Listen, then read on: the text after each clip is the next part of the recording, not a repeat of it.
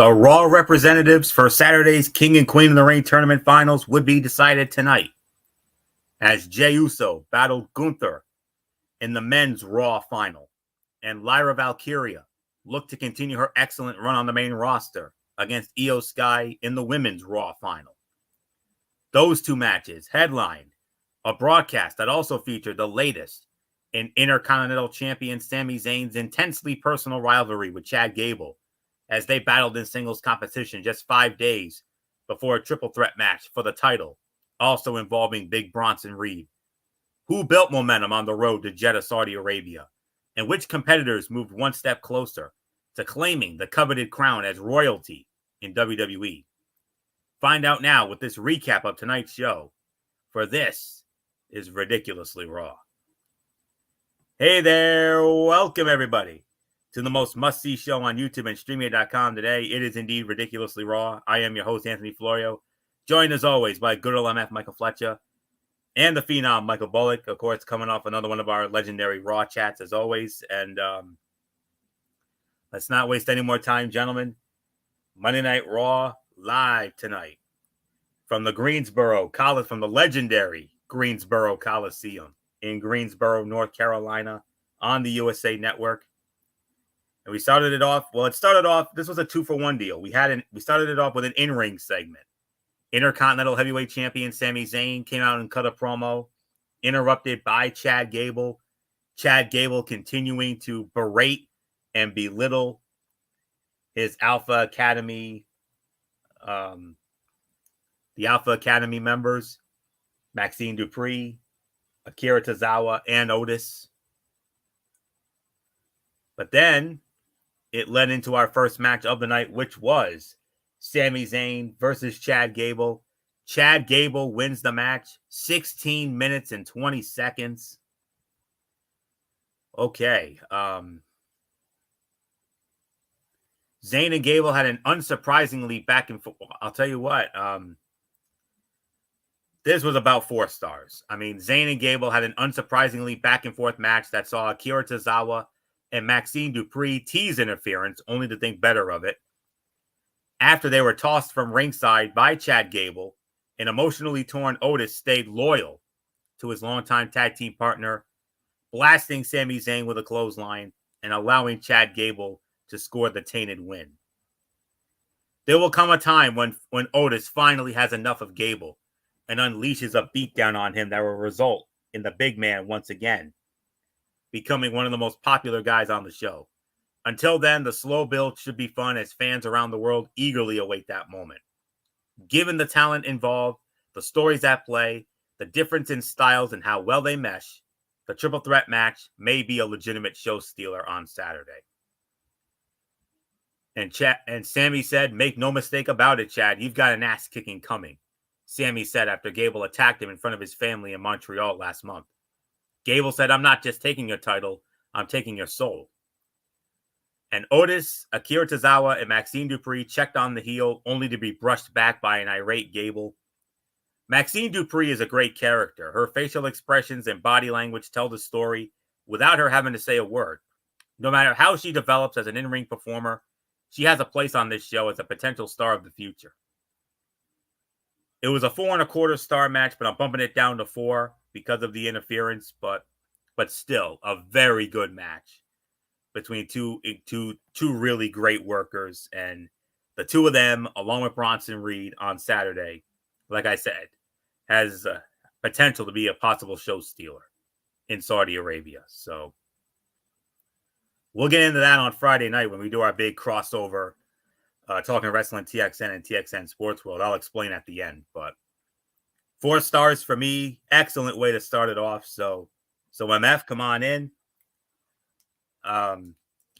No surprise here. Chad Gable, Sami Zayn deliver another very good match, coming off of an equally great in-ring segment, a rare 2-for-1 to start. Yeah, rare 2-for-1 to start the show, but like you said, it was a damn good start to the show. Very good action, very good wrestling. Obviously, the way that they ended it was probably the most necessary thing. It gives Gable the momentum that he needs. Yes, it was a little bit of a tainted victory. Otis being loyal, and you know, you can see the manipulation. You can see what's really going on. You really see how it's being played out. Now the question becomes, what does Otis want to be in the back like that, or does he, or what's the game plan? What's the play here? I think it's going to be very interesting to watch. I love how it's being crafted. So, um, obviously, it's going to come to a point where Otis is going to get sick and tired of Gable and dump him. Um, it's not just a matter of if; it's just really more a matter of when. So, solid opener. Nothing more to say. Michael Bullock, it's yours. Yeah, I mean, a good solid promo there, a good solid back and forth here, but yeah, the match was really good. I mean, 4 stars. I mean, like you said, it was 4.25, but I'm bumping it down to 4, like you said, because of the interference from Otis, even though it's a torn up Otis because he is. I mean, he's torn. It's like there are fans out there keep saying, "Hey, you need to leave Chad Gable because he's just going to continue to berate you. He's going to keep calling you fat, and and look at the same thing he's doing to Maxine Dupree and Akira Tozawa. I asked the same of those two. When are they going to finally have enough of Gable's berating, or should I say bullying? So we'll have to wait and see. So nothing more to say. Let's move on, Florio. The Raw in-ring debut of Bron Breakker. He squared off against Kale Dixon from NXT Level Up. Needless to say, Bron Breakker, delicious squash, 1 minute and 40 seconds. But it was the way he did it. And, gentlemen, it looks to me like they're setting up Bron Breakker to be a monster badass heel. And if that's the case, look out. Oh boy. And he did the same thing to Kale Dixon that he did to Von Wagner last year. I mean, goodness. And then he got it out of Pierce's face. He said, "Hey, this is on you." And he said, "Oh, it's on me." Yeah. Wow. Obviously this is a dud, obviously. But the execution of this was interesting in that it appeared as though the idea was to present Bron Breakker as a heel, but the crowd barked in approval of the second generation star, suggesting it had the exact opposite effect. It will be interesting to see over the next month or so if the crowd continues to voice their support of the NXT export or if he catches on as a monster badass heel. Cameras caught Bron Breakker voicing his frustration over being left out of the King of the Ring to himself in the corner before obliterating Kale Dixon with a spear. And then backstage, Breakker explained his actions to General Manager Adam Pearce. "You didn't put me in King of the Ring. That's on you." So obviously it's a dud. And however, what happened next is anything but a dud.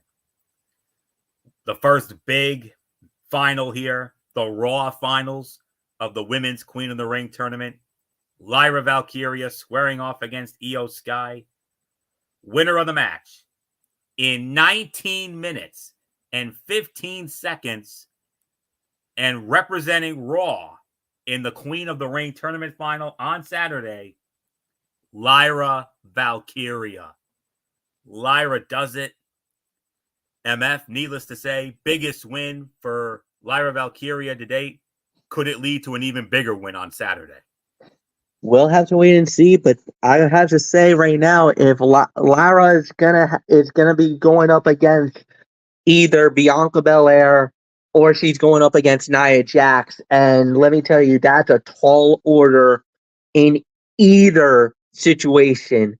Bianca Belair is without a doubt, she could match power for power with Lyra Valkyria. I'm gonna openly admit it. Lyra's going in as the underdog, especially going into that final. It just doesn't matter who it's going to be, either Bianca or Nia. She's gonna be the underdog, but this is one of those stories where she could pull this out, no doubt about it. We'll have to wait and see how the final goes, but this is going to be an incredible match. Definitely worthy of a final for Monday Night Raw. These two women absolutely tore the house down. You could even make an argument this could be fight of the night if one match wasn't even better than that. This was easily 4.25, 4.5. This was an incredible matchup. Great body of work, great psychology. Everything was amazing. And for Lara to knock off Io, that's a major victory for her. Without a doubt, a great moment. Congratulations. And, Lara going to Saudi Arabia, she's going to have the opportunity to try to win, to become the queen, the second only queen of the ring. Of course, Zelina Vega won it a few years ago as the inaugural. Now Lara tries to become the queen of the ring, but like I said, she's going to be an underdog going in because of who she has to deal with on the other side of that bracket. The SmackDown final going down this Friday night from Saudi Arabia between Bianca Belair and Nia Jax. So we'll see how it plays out. Michael Bullock, it is yours. What did you give it, Fletch? 4.25, 4.5. Yeah, I'll give this about maybe 4.25 on this. I mean, man, biggest win for Lyra Valkyria. I mean, this is why I feel like WWE is so high on her. I mean, and now that she's in the Queen of the Ring final, and yeah, she's going to be an underdog with whoever comes out of SmackDown, whether it is Bianca Belair and Nia Jax. Now, here's the key here. I mean, Lyra Valkyria, do I see her winning it? I don't think so. And you guys want to know why? Why is that, Bullet? I think Liv Morgan is going to cost her that because, as you've seen, I mean, Lyra's had run-ins with Liv Morgan because of Lyra's friendship with Becky Lynch, and as you saw, her celebration was cut short when Liv Morgan took a cheap shot at Lyra Valkyria. So I think all right. I think she might use right. That just to get Becky. No. Hold on, Bullock. You're right. I think you're absolutely right. I think that you're spot on. I think it just depends on when does Becky versus Liv happen. If Becky and Liv is early in the night and Liv loses, then I think you're right. I think she sticks her nose where it doesn't belong. And that's why I kind of feel, and just me personally, this is where I think Nia Jax wins the Queen of the Ring. I think Nia wins it because, one, I think she beats Bianca Belair because of the hatred of Jade Cargill. And I think, two, because of what you just mentioned, I think that is what's going to give Nia the Queen of the Ring. I think Nia wins it all.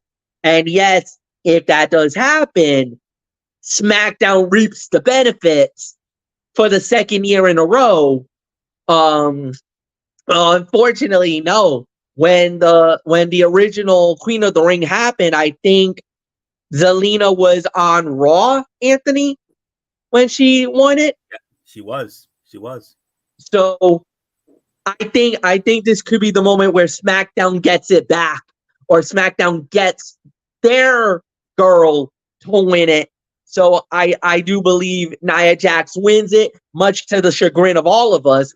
But even though she's been better in the ring, she's been a lot more better, of a wrestler. But I know that there's enough people that would not be happy if Nia wins it all. But I think she's gonna win it all. And Michael Bullock, you touched on it.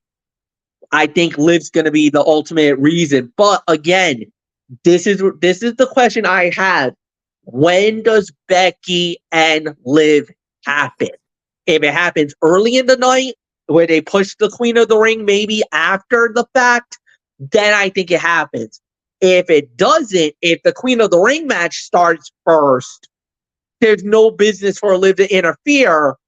This is where I think Lyra could actually win the whole thing and become the queen.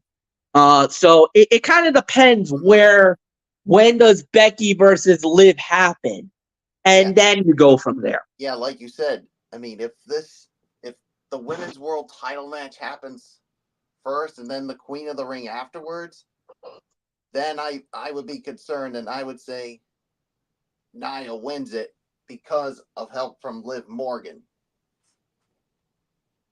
So we'll have to keep an eye on it. So it's yours, Florio.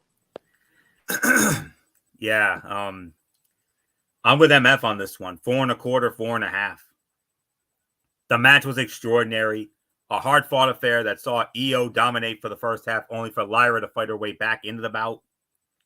Counters, reversals, and near falls defined the second half, culminating with Lyra evading the over the moonsault by Io and catching her with the Nightwing for the come-from-behind win. Triple H and the creative team have done a fantastic job of introducing Lyra Valkyria and instantly making her feel like a threat in the Raw Women's division without over-pushing her. It feels natural, and her in-ring skills are those of someone who can conceivably beat any opponent she shares the ring with. Add to it the relationship she has forged with Women's World Champion Becky Lynch, and you have a star of the future who is being set up to succeed now. Women's World Champion Becky Lynch gave Lyra a great pep talk prior to the bout, further establishing their on-screen friendship. And then Io Sky appeared in a pre-taped video package that saw her cut a promo while submerged underwater. Very cool. Go out of your way to see that. Unbelievable. Lyra did a great job of firing up and playing to the crowd, trying to wake the audience up on a night where it was not nearly as lively as it should have been.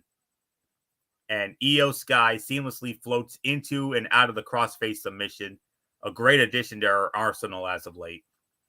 4 1/4, 4.5 stars. Very good match, to say the very least. So you could certainly make an argument for fighting the night honors, no doubt. All right. Then we had a lot of backstage stuff here. World Tag Team Champions in another campy comedy, funny ha-ha nonsense segment. Ilya Dragunov interviewed by Kayla Braxton. Ricochet showed up, and then Braun Breaker attacked Ricochet. Damn. Oof. And then they had a video package a lead-up video package for Gunther and Jey Uso. And then they showed Gunther in an empty Greensboro Coliseum earlier in the day, cutting a promo. And then some more Judgment Day stuff. And then shortly after the World Tag Team Champions made their way to the ring, they had a backstage moment of Zoe Stark and Shayna Baszler getting ready for their match. And they were approached by the returning Sonya Deville. Whoa, Sonya Deville is back. She's been gone for several months after the injury that she had last year.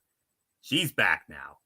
And it looks like she wants to be, maybe we could have a possible stable down the line with Sonya, Shayna, and Zoe down the road. Maybe.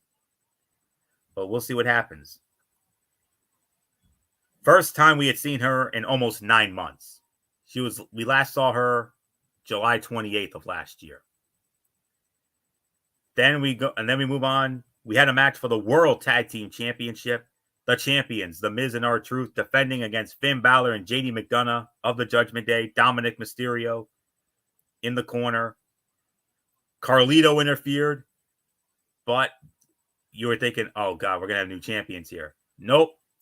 Braun Strowman isolated Carlito long enough for R-Truth and Miz And the winners of the match in 9 minutes and 35 seconds, and still the World Tag Team Champions. It is the Awesome Truth. They win the match. So, Michael Bullock, your thoughts on all this? Miz and R-Truth successfully defend the titles. 9 minutes and 35 seconds. The champions stay the champions. 2.5 stars is my rating. I mean, I can't give it 3 because of all the outside stuff that we did see during the match, of course, with Dominic, and then of course Carlito, and of course our boy Braun Strowman comes out, and so yeah, basically the champions stay the champions. So 2.5 for me. It's yours, Florio. I'm going to give it the 3 anyway. A competitive match gave way to a noteworthy finish as Carlito interfered late, looking to get further into the good graces of the Judgment Day. Braun Strowman made his way into the arena, tossing Carlito aside and chasing JD McDonough right into the waiting arms of R-Truth, who delivered an attitude adjustment a la John Cena for the win. The match itself was perfectly acceptable wrestling from 4 guys who have worked with each other quite a bit this year. The story developments helped elevate the segment, with the Monster Among Men remaining a threat to Judgment Day and Carlito failing to hold up his end of the bargain by making sure the right team went over. How that all plays out remains to be seen, but this is another example of Triple H and the creative team taking what could have been a retrieved match and intertwining threads to make it more important than it otherwise would have been. Gunther, let's see, no. I mean, nothing, no other real after observations to get into here, but solid 3 stars for the effort here. So MF champions stay the champions. Awesome Truth successfully defend the World Tag Team titles in 9:35.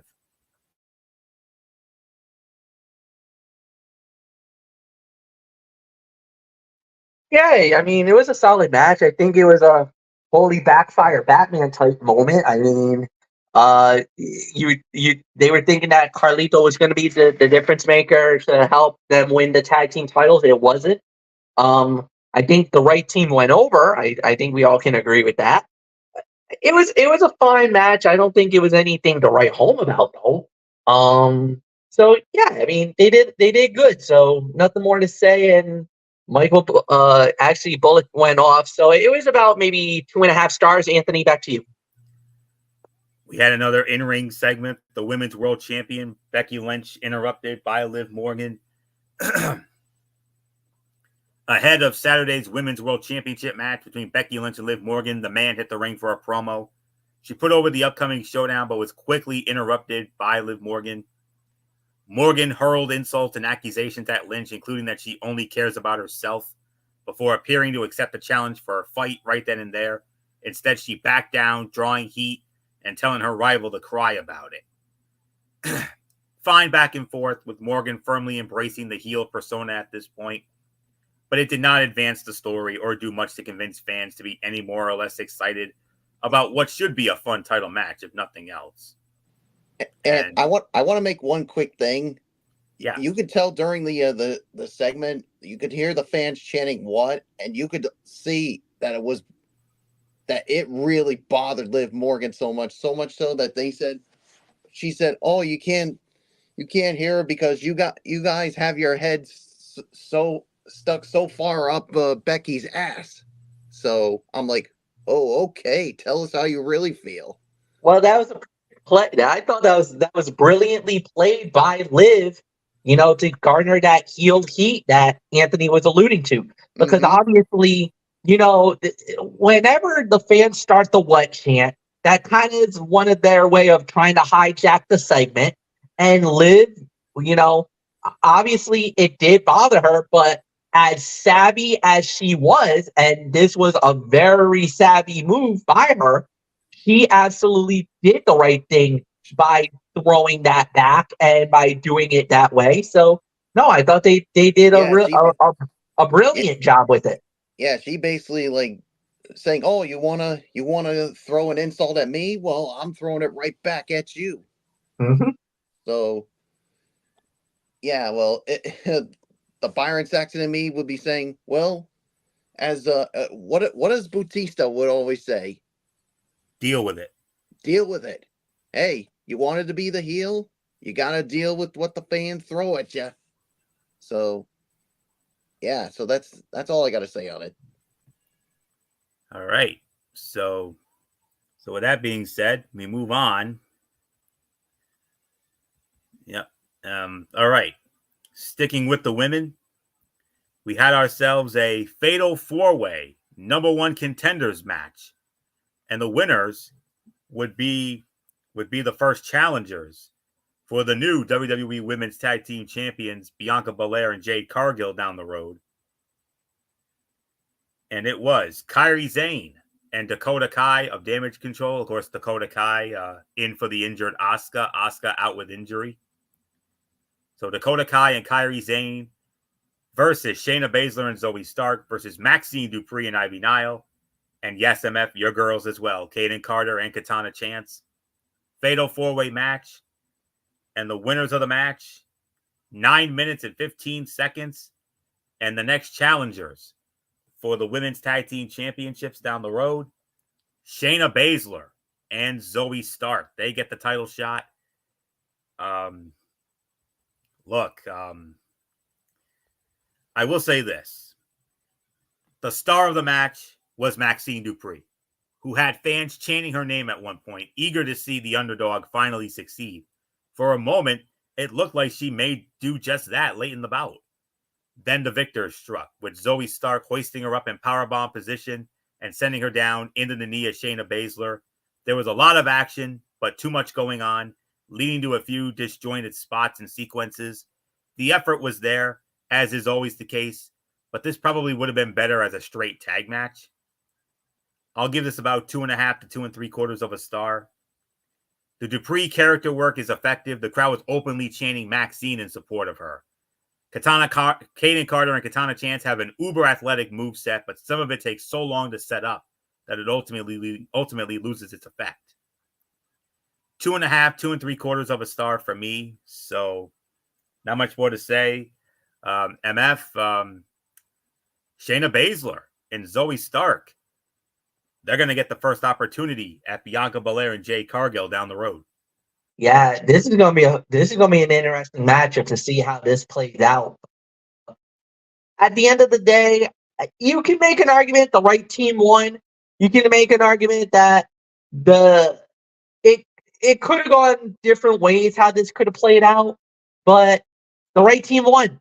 The right team went over. I feel like Shayna and Zoe definitely earned the right there to get there. And look, we'll wait and see. Plus, with this new, I guess you could say, stable established, with Sonya Deville possibly joining the girls there, you got yourself a possible a good threat if you think about it. So who knows? This might be exactly what they needed. Another force to be reckoned with. So we'll see how it plays out, but it looks good. So nothing more to say. 2.5 stars, and Michael Bullock is yours. Yeah, I'll give it 2.5 stars as well. I mean, yeah, I think the right team went over. So, yeah, now they get the opportunity at Jade Cargill and Bianca Belair for the women's tag team title. So, nothing more to say. It's yours, Florio. All right, gentlemen, it's main event time. The King of the Ring Raw final, as we were all waiting for after another large round of backstage stuff. Gunther, the Ring General Gunther, squaring off against main event Jey Uso. Winner of the match, 17 minutes and 40 seconds, and advancing to the King of the Ring finals, representing Raw, the Ring General Gunther. MF, ho, ho, ho. Good luck to Tama Tonga. Good luck to Randy Orton. I'm telling you right now, your guys on SmackDown, MF. Oh, good. It's gonna be a fight. It's gonna be a war. But I look going into the tournament. I think we all said that Gunther was probably gonna win it all. This is just affirmation that he's probably gonna become King of the Ring. Um, to me now that means Randy's going over. Randy will beat Tama Tonga. He's going to the finals, and he is going to be representing SmackDown in that fight. And now you're going to have Gunther versus Orton in the final. How's that going to play out? I don't know. Gunther will most likely go over, unless, like I said, unless something massive happens. Because I don't know, I kind of feel like with the King and the Queen of the Ring, there's kind of this thing about putting the heels more for the King and Queen, where there hardly ever been that many baby faces that won King of the Ring, at least in recent memory. I think Bret the Hitman Hart won in 1993, who was a baby face. Edge won the King of the Ring as a baby face. And Xavier Woods won as a baby face to become King of the Ring. Those are the only three that I can think of. Billy Gunn? Didn't Billy Gunn win the King of the Ring one year? 1999, but as a heel. But he was a heel. So those would be the three baby faces I know who won as baby faces for King of the Ring. And then even in Queen of the Ring, Zelina Vega was a heel and she won it. So it seems like there's a trend every year where a heel ends up winning King of the Ring or Queen of the Ring. So obviously Gunther would get the rub, no doubt about it. And a lot of people would say, does he really need that rub? Does he need that win? Even though a lot of people think he's going to win Money in the Bank anyway. So does he need that? Obviously, same thing with some of the others. But, at the end of the day, we'll see. Obviously, they want to make this the best tournament possible with the top guys. Orton will most likely be there at the end with Gunther. Now the question is, what do they do? So we'll wait and see. Yes, Gunther's going in as a major favorite, whoever he faces. If it's Tama Tonga, that would be a very interesting matchup. You don't know how that plays out. But again, Bloodline would probably get involved. Do they get involved? Do they actually does the Bloodline steal the crown and everything else? That would be interesting to watch. But at first the rumor going around that it was gonna be maybe Jey Uso versus Tama Tonga at the end. Obviously, they're not doing that. They're going the opposite, the more necessary one, which is Gunther versus Randy Orton. I think Orton goes over now. He goes to the final, but it kind of feels like Gunther's going to win it. So I don't know. I mean, are they what are they going to do? Are they going to give it maybe 1-1? Let SmackDown get one win. Let Monday Night Raw get the other side. I don't know, because I don't believe Xavier. Is that how they played it the first time around? I'm trying to remember, because was Xavier Woods Raw too, Florio? Wasn't it? I don't. It's been a while. I mean, I can't quite remember, honestly. But because we do know Zelina was Raw. Yes. Was Xavier Woods SmackDown? What was he representing SmackDown when he won King of the Ring? I want to say yes, but I'm honestly not sure. All right. Can't remember that far back. Yeah. So we'll see. But yeah, this was a great match. Fight of the night, 4.5 stars. Michael Bullock, it's yours.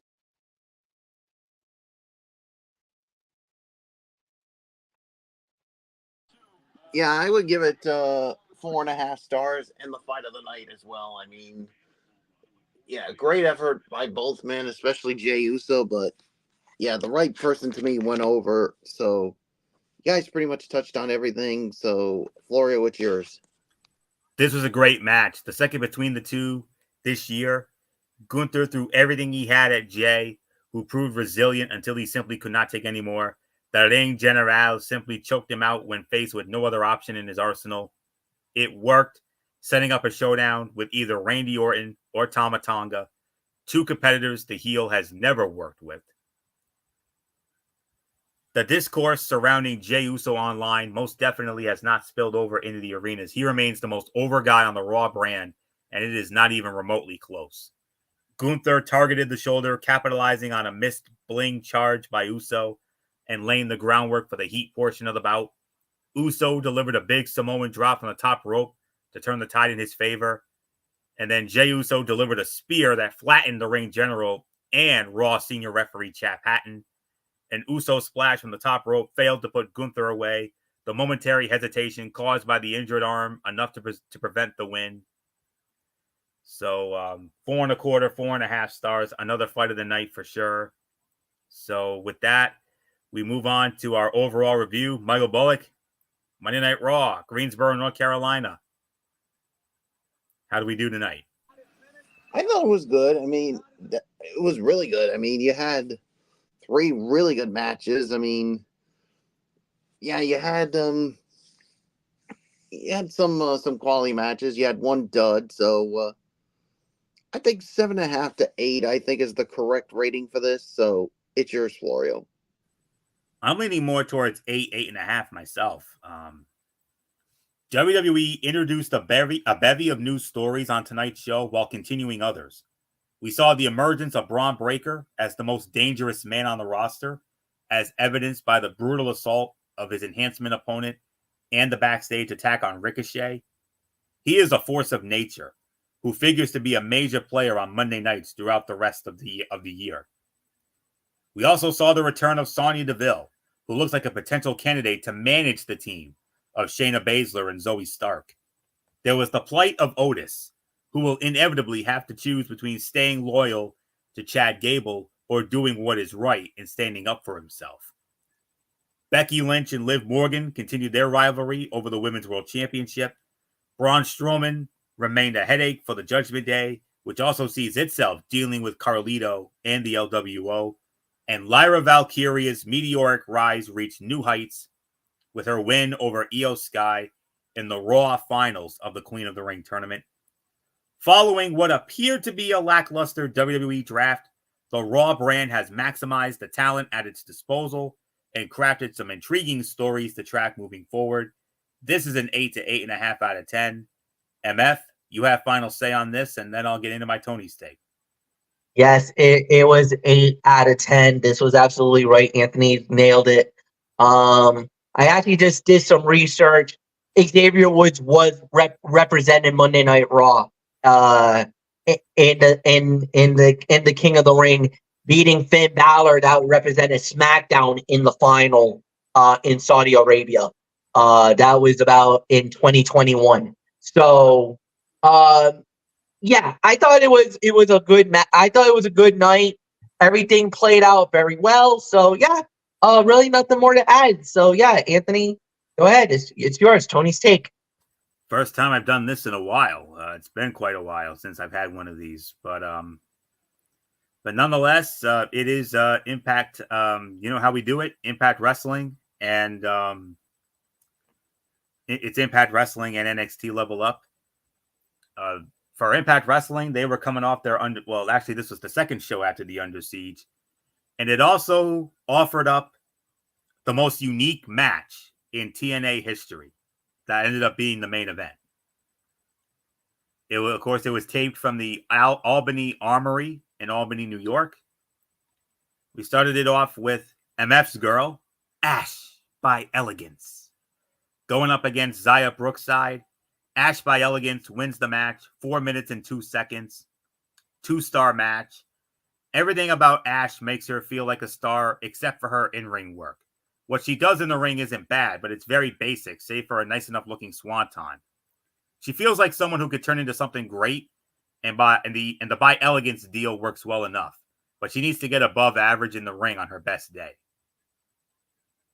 2 stars for that. And then we had Alan Angels squaring off against Leon Slater. Alan Angels wins the match. 4 minutes and 31 seconds. Actually, no, I stand corrected. Leon Slater wins the match. 4 minutes and 31 seconds.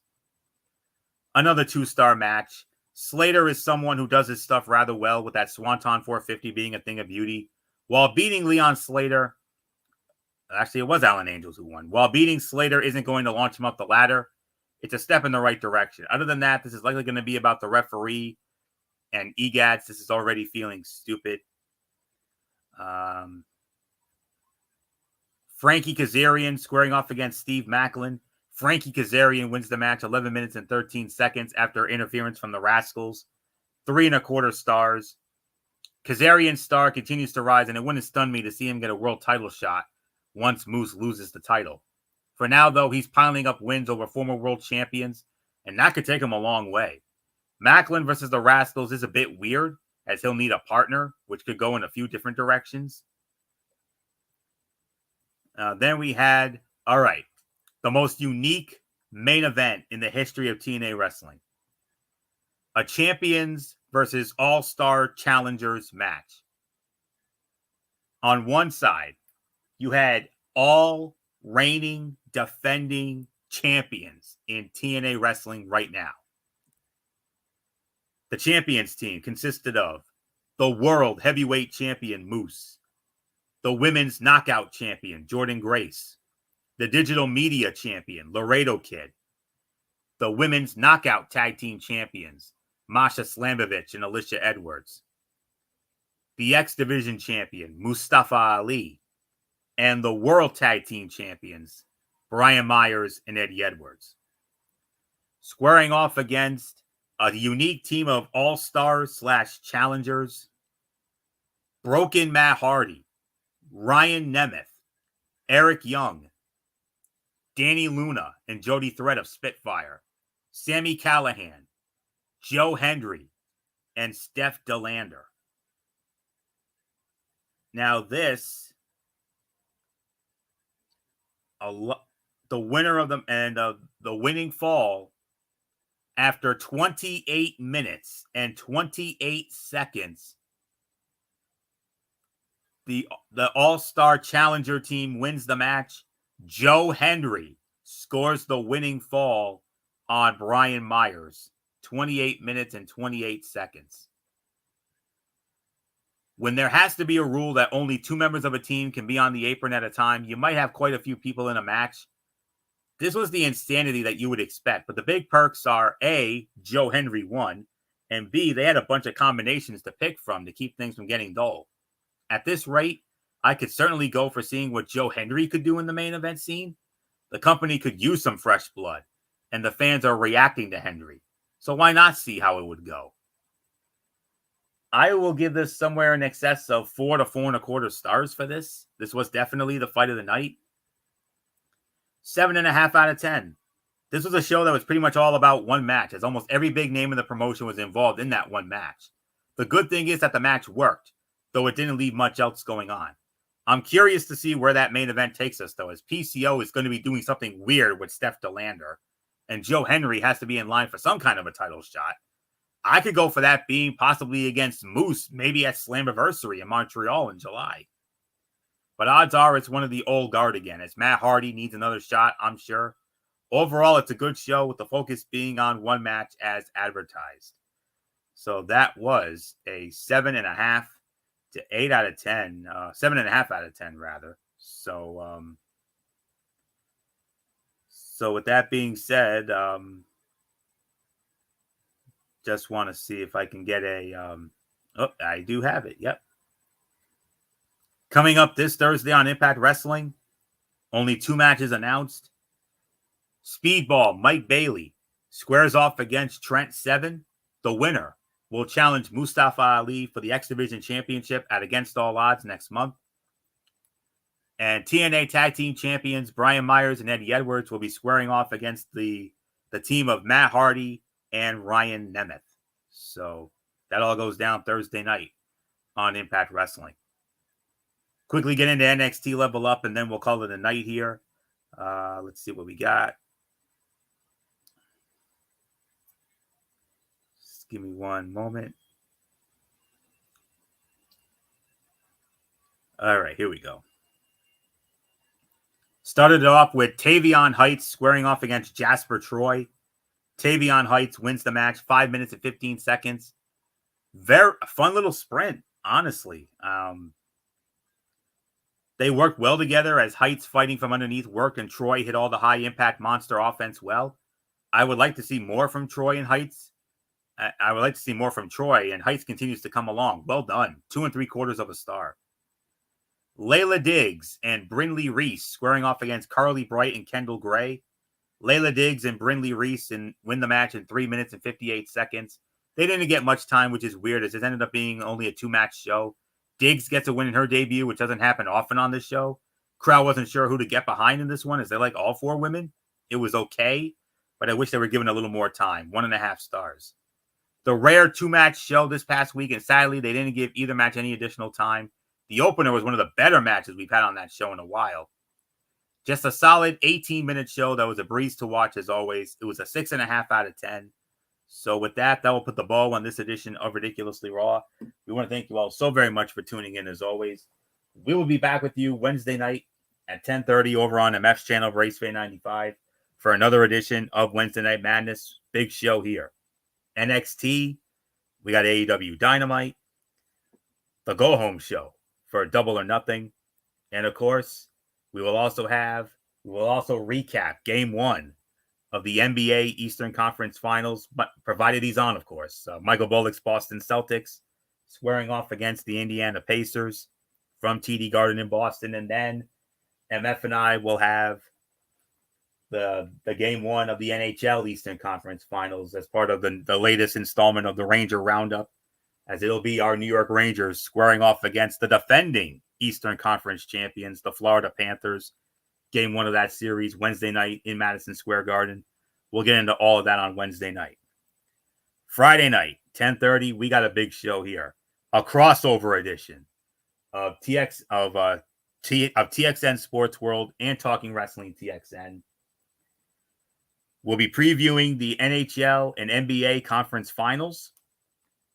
And on top of that, we'll also get into Friday Night SmackDown, and we will preview the King and Queen of the Ring pay-per-view. And then Saturday night, it'll be on MF's channel, Talking Wrestling TXN Special Edition, the recap of King and Queen of the Ring, and we will also preview the AEW Double or Nothing pay-per-view. Big week indeed. A lot of great content to look forward to, and we will take it from there. So that's it. So until Wednesday night, for Wednesday Night Madness over on MF's channel, Raceway 95, this is Anthony Florio here for good old MF Michael Fletcher, and in spirit, the phenom Michael Bullock, and of course, always and forever, the First Lady, Dee Dee Woodson. You know the routine, everybody. Thumbs up. Talk to you later. Yeah. Throw the Fortune 4 style. Bye for now, my friends. God bless. Be good to each other. Have a blessed couple of days. And until Wednesday night for Wednesday Night Madness, you've been watching Ridiculously Raw right here on Atone 25 on YouTube and Streamia.com. And remember, my friends, no matter what anyone tells you beyond anything else, wrestling is indeed actually real. For everybody who has been a part of this one, for now, Anthony Florio, so long, and bye, everybody. Bye.